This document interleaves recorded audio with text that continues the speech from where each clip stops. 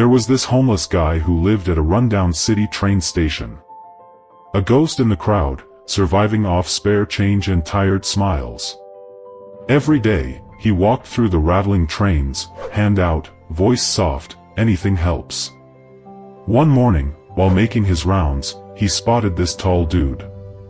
Clean suit, sharp haircut, walking like he owned the whole damn skyline. The homeless man thought, yeah, this guy is loaded. Maybe he'll throw a few good bills my way. So he asked. The tall guy paused, looked him dead in the eyes and said, "Bro, you're always taking. Do you ever give anything to anybody?" The question hit harder than hunger ever did. The homeless man whispered, "Sir, I'm barely surviving. I don't have anything to give." The tall man shook his head slowly. "Then you don't have the right to take either." "I'm a businessman. I believe in exchange." "If you've got something to offer, I'll gladly give something back." And just like that, he stepped onto the train and vanished into the noise.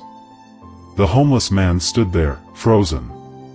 That one line kept replaying in his mind like a broken record: if you give nothing, you earn nothing. He started wondering. Maybe that's why people barely give me anything. Maybe I never offer anything back. But then reality hit. What the hell can a homeless guy even give? 2 days passed, and the question kept eating him alive. On the third morning, he saw something he'd never paid attention to. Little wildflowers blooming near the station fence, small, fragile, but alive. A spark lit inside him. What if, when someone gives me something, I give them a flower back? He picked a few, tucked them gently into a torn plastic bag, and walked into the next train like he was carrying treasure. And something wild happened. Every time someone dropped a coin in his hand, he'd offer them a flower. People smiled. People paused. People remembered him. And slowly, people gave him more. Way more. Soon, he would run out of flowers before he ran out of donors. And on days when the flowers ran out, the money stopped too. That's when he truly understood the magic. Weeks passed. Then one day, he spotted the same tall businessman again. The moment felt unreal. He rushed over, breathing fast, heart thumping. "Sir, today, I have something to give you. If you give me a little help, I'll give you flowers in return." The tall man smiled, gave him some money, and the homeless man placed the flowers in his hand, almost like giving gratitude a shape. The businessman said, "Damn, look at you. You're a businessman now, just like me." The words cracked something open inside him. He couldn't stop thinking about it. When he got off the train, he looked up at the sky. Eyes shining, hope buzzing under his skin. And he yelled, "I'm not a beggar. I'm a businessman. I can be rich. I can build something." People nearby stared. Some laughed.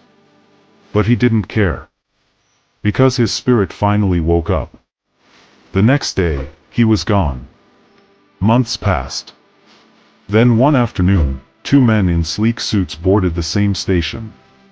They exchanged greetings politely, but one asked, "Do I know you?" The other man smiled. "You do. You've actually met me twice before." The stranger frowned. "When?" And the man said gently, "The first time, you refused to give me money. The second time, you bought flowers from me. Today, I own one of the biggest flower businesses in the city." The businessman stared, shocked, proud, amazed.